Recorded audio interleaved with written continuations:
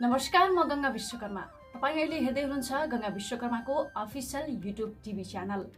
हामी हरेक दिन यसै समयमा तपाईको माझमा देश विदेशका ताजा समाचार लिएर उपस्थित हुने गर्दछौँ र आज पनि हामी उपस्थित भइसकेका छौँ। यो भिडियोलाई अन्तिम समय हेरी आफ्ना मनमा लागेका कुराहरू निर्धक्कसँग कमेन्ट बक्समा लेखेर छोड्नुहोला। साथसाथै हाम्रो च्यानललाई सब्स्क्राइब गर्नुभएको छैन भने कृपया सब्स्क्राइब गरी बेल आइकनलाई पनि थिचिदिनुहोला र तपाईहरू कुन ठाउँबाट कुन देशबाट हाम्रो भिडियोलाई हेर्दै हुनुहुन्छ कृपया त्यो पनि कमेन्ट गरिदिनुहोला। अब लागौँ समाचारतर्फ। सुरुवातमा समाचारका प्रमुख शीर्षकहरू। देवरसँगको अवैध सम्बन्धले गर्भ बसेपछि भ्रूण हत्या, हात्तीको आक्रमणबाट एकजनाको ज्यान गयो, एकजना घाइते। गरिबको रेखामुनि रहेका जनतालाई निशुल्क विद्युत उपलब्ध गराउनु पर्ने मन्त्री भुषालको भनाई। रेशम चौधरीले भने क्षमा चाहिँदैन, न्याय देऊ। बालुवाटार जग्गा काण्ड, नेपाल र भट्टराई विरुद्धको रिट सर्वोच्चद्वारा खारेज, जसपाको आधिकारिकता उपेन्द्र यादव पक्षले पायो। पूर्व मन्त्रीले चढाए पशुपति मन्दिर अगाडि बागमतीमा 100 लिटर दूध, संहिता खारेज गरौं, धर्मनिरपेक्षता बारे जनमत संग्रह गरौं, रविन्द्र मिश्र। कलाकारिता सबैभन्दा असुरक्षित पेशा हो, राजेश हमाल। इजरायलले माग्यो 1000 नेपाली कामदार। चीन अमेरिकी विवाद, अमेरिकी अधिकारी चीन भ्रमणमा, बेजिङलाई दानवीकरण गरेको आरोप। संक्रमणको ग्राफ उकालो लाग्दै सोमबार मुलुकभर थपिए 3421 संक्रमित। कोभिड-19 किसी गर्दै खोप लगाउन अस्वीकार गरेका अमेरिकी पुरुषको कोभिडकैबाट मृत्यु। र 8 अङ्कले घट्यो नेप्से 5 कम्पनीको शेयर मूल्यमा सकारात्मक सर्किट। अब समाचार विस्तारमा। सर्लाहीमा हात्तीको आक्रमणबाट एकजनाको ज्यान गएको छ। हात्तीको आक्रमणबाट अर्का एकजना घाइते भएका छन्। हरिवन नगरपालिका वडा नम्बर 4 की 62 वर्षीय तेतरी खातुन धनियाको ज्यान गएको जिल्ला वन कार्यालय सर्लाहीका प्रमुख माधव प्रसाद देवले जानकारी दिनुभएको छ। आज सोमबार बिहान विवाह कार्यक्रममा जाँदै गर्दा उहाँलाई जंगली हात्तीले आक्रमण गरेको हो। यस्तै हात्तीको आक्रमणबाट सर्लाहीकै बागमती नगरपालिका 1 का एकजना घाइते भएका छन्। उनको पहिचान नखुलेको प्रहरीले बताएको छ।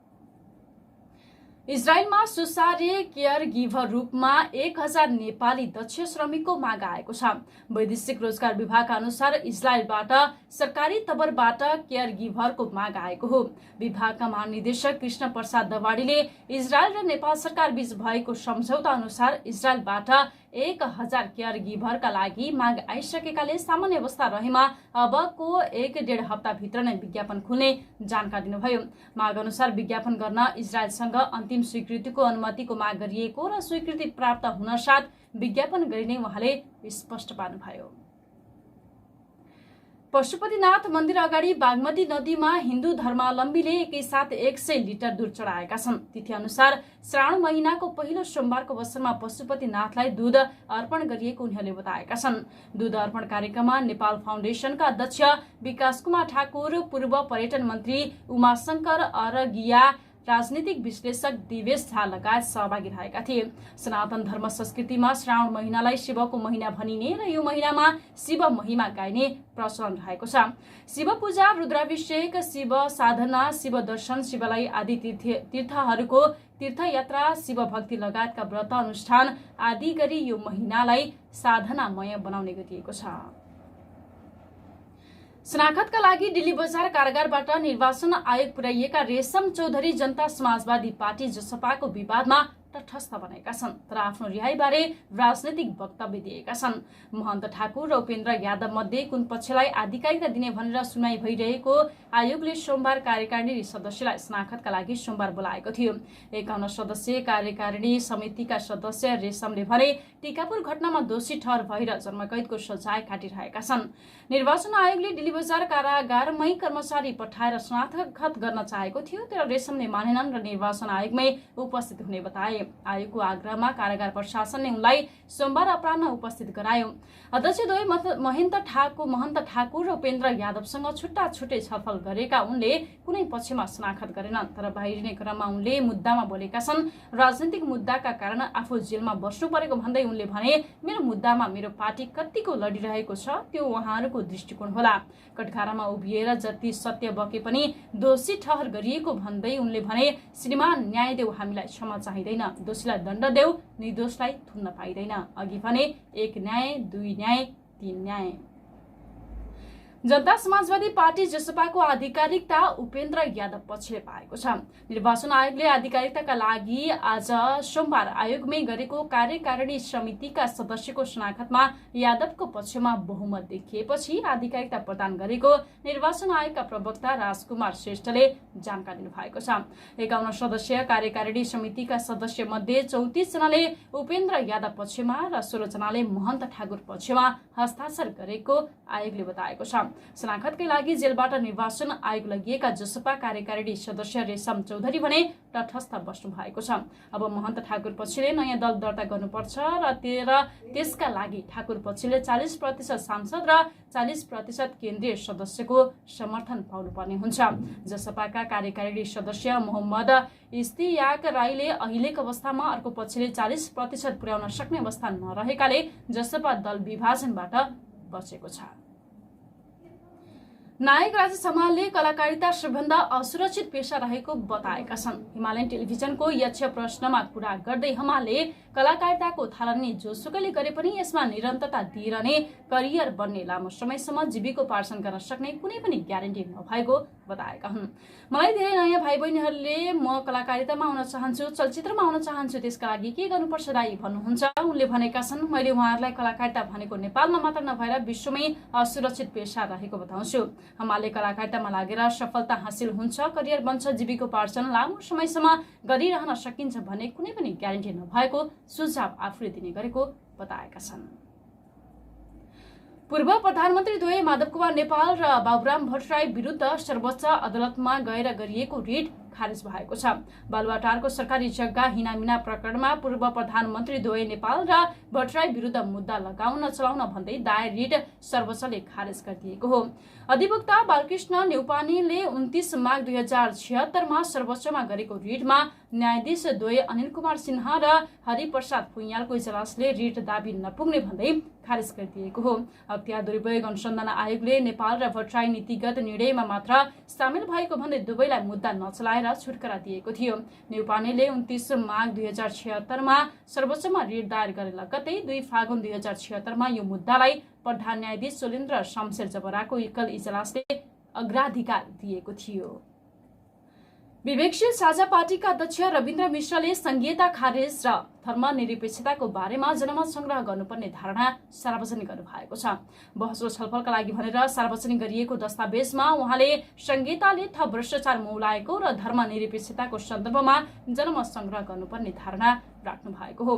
दस्तावेजमा भनिएको छ, धर्मनिरपेक्षता बारे जनमत संग्रह र स्थानीय निकायलाई पुनर्संरचना र सुदृढ गर्दै संघीयताको खारेजी नेपालको परिवेश्यमा अग्रगमन हो, पश्चगमन होइन। यो मार्ग परिवर्तन हो। साथै एकातिर जानुपर्ने मान्छेहरूकोतिर हिँडेर नपुगिने पनि उहाँको भनाइ छ। दस्तावेजमा भनिएको छ, गोर्खा जानुपर्ने मान्छे गोरखपुरतिर हिँडेर कहिले गोर्खा पुगिँदैन। लोकतान्त्रिक अधिकारको कुरा हो, कसैलाई गोरखपुर नै प्यारो लाग्छ भने गए हुन्छ, तर गोरखपुर त्यस्तो गन्तव्य हो जहाँ पुगिसकेपछि मार्ग परिवर्तन गर्ने कुनै सम्भावना रहँदैन। नेपालमा संघीयता शीर्ष अवस्थामै रहेकाले देशले राजनैतिक, आर्थिक र भू राजनैतिक कुनै पनि दृष्टिकोणबाट त्यसको भार पनि धान्न नसक्ने उहाँले औलाउनु भएको छ। ऊर्जा, जलस्रोत तथा सिंचाई मन्त्री पम्फा भूषालले गरिबीको रेखामुनि रहेका जनतालाई निशुल्क विद्युत उपलब्ध गराउनु पर्ने आवश्यकता औलाउनु भएको छ। सोमबार मन्त्रालयमा पत्रकार सम्मेलन गरी मन्त्री भूषालले यस्तो बताउनु भएको हो। त्यस्तै सबै नागरिकलाई विद्युत महसुलमा सहुलियत दिन पहल गर्ने बताउनु भएको छ। उद्योग, कल कारखाना तथा व्यवसायीहरूका लागि समेत विद्युत महसुलमा सहुलियत दिने उहाँको जोड रहेको थियो। नेपालमा डिजेल तथा पेट्रोलबाट चल्ने सवारी साधनको प्रतिस्थापन गरेर विद्युतीय सवारीको प्रयोग बढाउन पहल गर्ने मन्त्री भूषालले बताउनुभयो। कार्यक्रममा उहाँले नेपालको सबै कृषि योग्य जमिनमा सिंचाई पुर्याउन आफू प्रतिबद्ध रहेको बताउनु भएको छ। पछिल्लो 24 घण्टामा 3421 जनामा कोरोना संक्रमण पुष्टि भएको छ। 12240 जनाको पीसीआर र 5032 जनाको एन्टिजेन गरी 17272 जनाको परीक्षण गर्दा 3421 जनामा कोरोना संक्रमण पुष्टि भएको स्वास्थ्य तथा जनसंख्या मन्त्रालयले बताएको छ। यो कुल परीक्षणको झन्डै 20% हो। यो सहित नेपालमा कोरोना संक्रमण पुष्टि हुनेको संख्या 7,38,918 जना पुगेको छ। यस्तै गएको 24 घण्टामा 1,686 जना निको भएसँगै कोरोना संक्रमणबाट मुक्त हुनेको संख्या 6,45,301 पुगेको छ। यही अवधिमा थप 25 जनाको कोरोना संक्रमणका कारण ज्यान गएको छ। यो सहित कोरोना संक्रमणबाट ज्यान गुमाउनेको संख्या 9,738 जना पुगेको छ। कोभिड खोपको खिसी ट्युरी गर्ने संयुक्त राज्य अमेरिकाको क्यालिफोर्नियाका राज्यका एक पुरुषको कोरोना भाइरसकै कारण ज्यान गएको छ। उनी 1 महिना कोभिडका कारण थलिएका थिए। हिल्सिङ मेगा चर्चका सदस्य स्टिभन हार्मन कोभिड खोपका प्रखर विरोधी रहेका थिए। उनले खोप नलिने भन्दै उक्त खोपको खिसी गर्ने एउटा श्रृङ्खला नै बनाएका थिए। मलाई 79 वटा समस्या छन्, तर तीमध्ये खोप चाहिँ होइन है। 7,000 फलोवर भएका ती 34 वर्षीय पुरुषले जुन महिनामा ट्विट गरेका थिए। लस एन्जलिस बाहिर पर्ने एउटा अस्पतालमा उनको न्युमोनिया र कोभिड-19 को उपचार भइरहेकोमा गत साता मृत्यु भएको हो। जो बाइडेन राष्ट्रपति भएपछि उनको सरकारका एक वरिष्ठ प्रतिनिधिसँगको एउटा उच्च स्तरीय वार्तामा बेजिङले अमेरिकालाई चीनिया नेतृत्वलाई दानवीकरण गर्ने काम रोक्न भनेको छ। चीनका उपविदेश मन्त्री सीए फङका अनुसार अमेरिकाले चीनलाई कल्पित शत्रुका रूपमा हेरेको हुनाले दुई देश बीचको सम्बन्धमा गतिरोध आएको हो। सीए अमेरिकी सहायक विदेश मन्त्री वेन्डी शर्मनकासँग वार्तामा रहेका छन्। शर्मनसँगै धेरै महिनापछि चीन भ्रमण गर्ने वरिष्ठतम अमेरिकी अधिकारी हुन्। बाइडेनले चीनप्रति विशेषत मानवाधिकार र प्रतिबन्ध जस्ता विषयमा कडा नीति अवलम्बन गरेका छन्। विगत 3 वर्षदेखि श्रीमान विदेशमा रहेका छन्। देवरसँगै घरमा आइरहन्थे। मदिराले लट्ठ भएकाले बेला बेलामा के भयो के आफ्नै पेटमा हुर्किरहेको 4 महिनाको गर्भवतन गरी टालोमा बेरेर घर छेउको बारीमा गाडेपछि उनले जेठानीसँग भनेकी थिइन्, लुकाउनु पर्ने भएकाले लुकाएको हुँ। बागलुङको जैमनी नगरपालिका 10 रङ्गाखानीकी 26 वर्षीय महिलाले गर्भवतन गराएर गाडेको बच्चाको विषयमा खोजी भयो। प्रहरीले सोधपुछ गर्ने क्रममा बाबुको विषयमा बताएपछि उनले जेठानीसँग भनेको जस्तै आफ्नै देवर नाता लाग्ने व्यक्ति पक्राउ परे। देवर भाउजूको अवैध सम्बन्धबाट गर्भ रहेकाले समाजमा मुख देखाउन कठिन हुने भन्दै उनले गर्भवतन गराएर गाडेको अनुमान प्रहरीको रहेको छ। 2 पटकसँग शारीरिक सम्बन्ध भएको हो। बाँकी के भयो थाहा भएन। प्रहरीसँगको बयानमा पक्राउ परेका देवरले भनेका छन्, सहमतिकै कुरा हो, जबरजस्ती गरेको होइन। यही प्रमाणको आधारमा प्रहरीले भ्रूण हत्या गरिएको आरोपमा जैमनी 10 रङ्गाखानीकी ती महिला र उनको देवर नाता पर्ने 31 वर्षीय पुरुष विरुद्ध मुद्दा दर्ता गरेको छ। सोमबार शेयर बजारमा 8 अङ्कको गिरावट आएको छ। यस दिन नेप्से परिसूचक 8.24 अङ्कले घट्दा शेयर बजार 3050.42 बिन्दुमा झरेको छ। सेन्सेटी परिसूचक पनि यस दिन घटेको छ। परिसूचक 2.93 अङ्कले घट्दै 571.10 बिन्दुमा झरेको छ। यस दिन कुल 223 कम्पनीको 3,70,61,447 किता शेयर 14 अर्ब 13,97,85,431 रुपियाँ बराबरमा खरिद बिक्री भएको छ। सोमबार 8 समूहको सूचक बढेको छ भने बाँकी 5 समूहतर्फ घटेका छन्। कोरोनाबाट आफू पनि बचाउँ, अरूलाई पनि बचाउँ। स्वास्थ्य सुरक्षाका मापदण्ड पूर्ण रूपमा पालना गरौँ। अत्यावश्यक काम बाहेक अनावश्यक रूपमा बाहिर हिँडुल नगरौँ। आजका समाचार यति नै। हाम्रो समाचार यहाँलाई कस्तो लाग्यो? कृपया सल्लाह सुझाव प्रतिक्रिया कमेन्ट बक्समा लेखेर छोड्नुहोला। यदि तपाईँले हाम्रो च्यानललाई सब्स्क्राइब गर्नुभएको छैन भने कृपया सब्स्क्राइब गरी बेल आइकनलाई पनि थिचिदिनुहोला। भिडियो राम्रो लागे एक लाइक पनि गर्नुहोला र सँगै सल्लाह सुझावका लागि पनि यहाँलाई अनुरोध गर्न चाहन्छौँ। आजलाई बिदा दिनुहोस्। नमस्कार।